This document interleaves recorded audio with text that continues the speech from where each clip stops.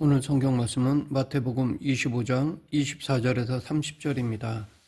주인이 3명의 종에게 각각 금 5달란트, 2달란트, 1달란트를 맡기고 떠났습니다. 재능에 따라 맡긴 것입니다. 달란트는 쉽게 맡길 수 있는 돈이 아닙니다. 엄청난 액수입니다. 금 1달란트를 요즘으로 보면 약 30억이 넘는 돈입니다. 그러하기에 주인이 웬만큼 신임하지 않고서는 그 큰 돈을 각자의 재량에 맡기고 떠날 수는 없을 것입니다. 주인이 떠나자마자 5달란트 맡은 종과 2달란트 맡은 종은 장사를 시작하였습니다. 둘 다 돈을 배로 불렸습니다. 그런데 1달란트 받은 종은 땅에 돈을 묻어 감추었습니다. 시간이 지나고 주인이 돌아와 결산하였습니다. 5달란트로 5달란트를 남긴 종을 크게 칭찬하였습니다. 잘하였도다 착하고 충성된 종아, 내가 적은 일에 충성하였음에 내가 많은 것을 내게 맡기리니 내 주인의 즐거움에 참여할지어다. 2달란트로 2달란트를 남긴 종에게도 똑같이 칭찬하였습니다. 그런데 1달란트를 받아서 땅에 묻어두었다가 다시 꺼내온 종은 주인에게 주인이여 당신은 굳은 사람이라 심지 않은 데서 거두고 해치지 않은 데서 모으는 줄을 내가 알았으므로 두려워하여 나가서 당신의 달란트를 땅에 감추어 두었나이다. 보소서 당신의 것을 가지셨나이다. 라고 대답하였습니다.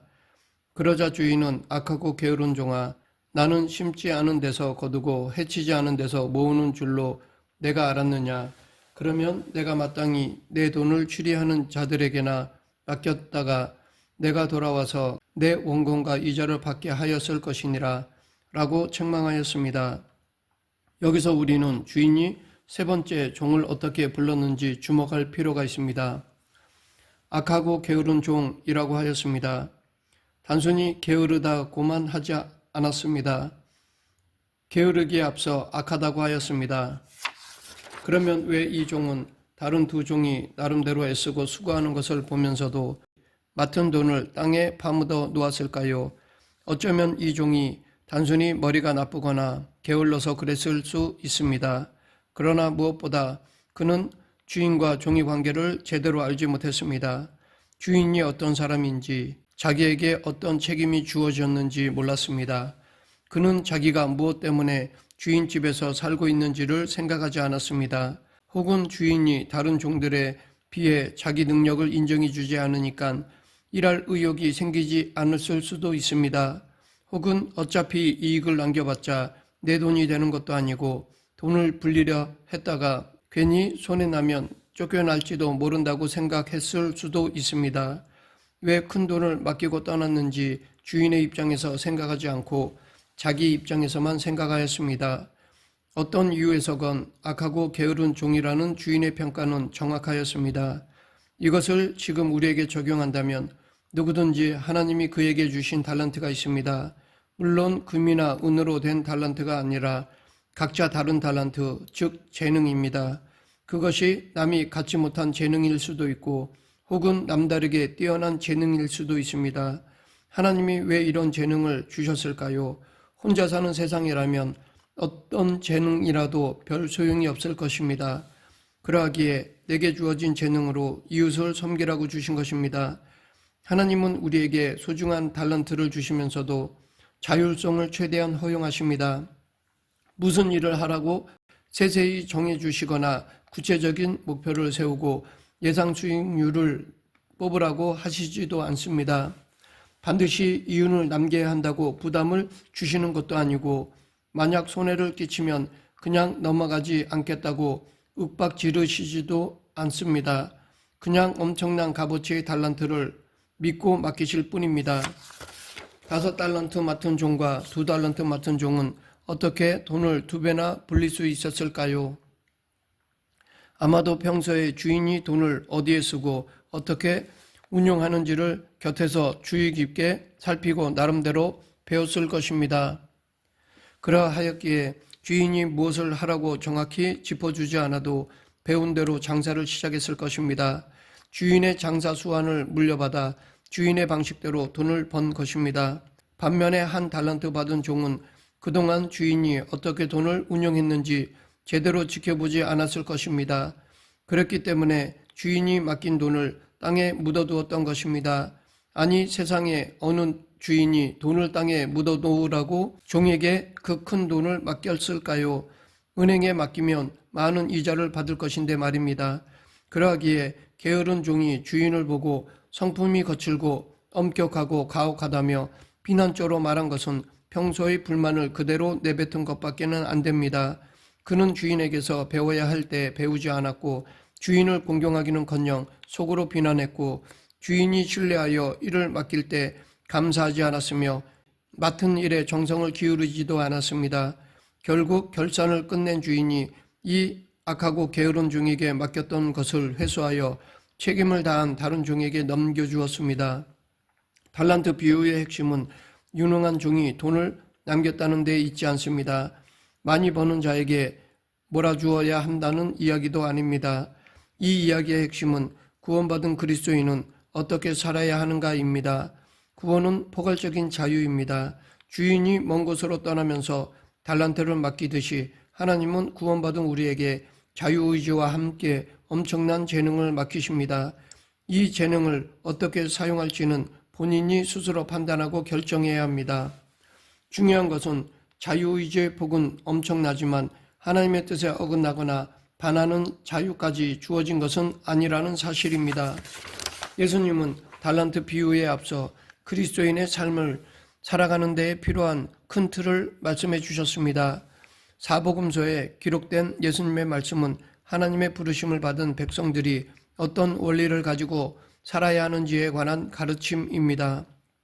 마태복음 5장에서 7장까지 기록된 산상수훈을 비롯하여 요한복음 13장에서 17장에 이르는 다락방 광화는 그리스도인이 가져야 할 삶의 방향과 태도에 관한 지침을 제시합니다. 그리스도인의 가장 큰 특징을 꼽으라면 일의 우선순위를 분별하는 지혜를 들 수 있을 것입니다. 먼저 할 일을 먼저 하고 나중 할 일을 나중 하는 것이 지혜입니다. 서둘러야 할 일과 서두르지 않아도 될 일을 구분하는 것이 지혜입니다. 인생 전부를 걸고라도 구해야 할 것과 거저 준다고 해도 받지 말아야 할 것을 구분하는 것이 지혜입니다. 하나님의 약속과 부르심에는 후회가 없다는 사실을 굳게 믿고 말씀대로 결단하고 사는 것이 지혜입니다. 하나님에 대한 믿음이 있는 자에게 이런 지혜가 따릅니다. 인생의 중심을 자기에게서 하나님께로 옮긴 그리스도인은 자기를 들여다보는 시간보다 하나님을 바라보는 시간이 점점 많아집니다. 이렇게 자기를 생각하는 시간보다 하나님을 묵상하는 시간이 많아진 이유는 주야로 하나님의 말씀을 묵상하는 것이 복임을 깨달았기 때문입니다. 또한 교만과 겸손의 갈림길은 자기 아니면 하나님을 생각하는 시간 배분에 달려 있습니다. 똑같은 유리라도 무엇을 어떻게 덧칠하느냐에 따라 밖을 내다볼 수 있는 투명 유리가 되거나 나를 비춰보는 거울이 됩니다. 유리에 운분을 입히느냐 벗기느냐에 달렸습니다. 운분을 입히면 거울이 되고 입히지 않으면 유리 그대로입니다. 사람도 그렇습니다. 교만이라는 운분이 덧입혀지면 나만 보입니다. 교만을 벗겨내야 비로소 이웃이 보입니다. 이런 점에서 부지런함과 게으름은 단순히 어딘가에 시간을 많이 쓰느냐 또는 적게 쓰느냐로 판단하기 어렵습니다. 하루 종일 자신을 들여다보고 자기 얼굴과 전신을 꾸미는 데 시간을 부지런히 쓴다면 그를 근면한 사람이라고 할 수 없습니다. 자기 자신에 몰두하는 사람은 오히려 이웃에게 무관심한 까닭에 게으른 사람과도 같습니다. 선한 사마리아인이 시간이 남아서 길에서 강도를 만나 죽어가는 행인을 살리느라 고생한 것이 아닙니다. 그는 자신이 지니고 있던 기름과 포도주를 그 상처에 붓고 싸매고 자기 짐승에 태워 주막으로 데리고 가서 돌봐주는 데서 그치지 않고 주막 주인에게 그를 잘 보살펴 달라고 부탁하며 돈까지 내주었습니다. 더 나아가 부족한 돈은 돌아와서 줄 테니 잘 돌봐달라고 신신당부하였습니다. 선한 사마리아인과 달리 강도 만난 이웃을 못 본 채 지나쳐버린 제사장이나 레위인은 분주하게 사느라 부지런했을런지는 몰라도 하나님이 보시기에는 악하고 게으른 사람이 지나지 않습니다. 사도 바울은 그리스도인은 진리의 삶을 사는 데 있어서 게을러서는 안 된다는 것을 알았습니다. 그래서 그는 세월을 아끼라 때가 악하니라 라고 하였습니다. 여기서 세월을 아끼라의 헬라어 언어를 직역하면 하나님의 시간을 구해내라 라는 뜻입니다. 그리스도인으로서 부지런하게 살고자 한다면 이 시대와 나를 향한 하나님의 뜻을 알고 내게 주어진 사명을 깨달아 세상의 시간을 하나님이 일하시는 카이로스의 시간으로 바꿔야 한다는 것입니다. 그 이유는 이 시대의 시간이 악하기 때문이라는 것입니다. 때가 악하다라는 말은 시간이 악한 자에게 속해 있다는 뜻입니다. 악한 자들이 장악하고 있는 시간을 구해내는 것, 즉 되찾아오는 것이야말로 게으르지 않고 부지런히 사는 삶의 출발점입니다. 그렇기 때문에 악한 자들에게 빼앗긴 시간을 하나님께 도로 가져오는 삶은 구원의 본질에 속한 것입니다. 사도 바울은 우리에게 주어진 시간의 목적이 무엇인지를 알라고 권면하였습니다. 우리가 불신자들을 왜 만나야 하는지, 왜 그들 앞에서 게을러서는 안 되는지, 왜 지혜롭게 살아야 하는지, 이 모두 세월을 아껴야 하기 때문입니다. 곧 하나님의 시간을 구해내야 하기 때문입니다. 우리는 크로노스의 시간에서 카이로스의 시간을 건져 올려야 합니다. 예수님은 아버지께서 허락하신 모든 기회를 온전히 활용하였습니다. 때로는 식사할 겨를조차 없이 바쁘셨고 때로는 너무 피곤한 나머지 광풍에 흔들리는 백곤물에서도 깊이 잠드셨습니다. 가는 곳마다 몰려드는 사람들 때문에 숨돌릴 시간조차 없으셨지만 새벽마다 홀로 아버지와 함께하는 시간을 놓치지 않으셨습니다. 게으른 예수님은 상상도 할 수 없습니다. 말씀을 맺겠습니다. 그리스도인은 세상에 살면서 불신자만큼 아니 보다 더 수고하고 노력하는 부지런함이 있어야 합니다. 물론 그 부지런함은 내 중심이 아닌 하나님 중심이어야 합니다. 무엇보다도 하나님의 뜻을 이루는 데 있어서 게으르지 말아야 합니다. 그와 동시에 조급함도 없어야 합니다. 온전히 예수님을 따른다면 게으름은 있을 수 없습니다. 우리 모두 영육간의 부지런함으로 하나님의 뜻을 이루는 성도가 되길 간절히 축원합니다. 기도하겠습니다. 사랑과 은혜가 풍성하신 하나님 아버지, 하나님이 주신 사명을 게으름 비우지 않고 온 힘을 다해 감당하는 저희 모두가 되게 하여 주시옵소서. 예수님 이름으로 기도드립니다. 아멘.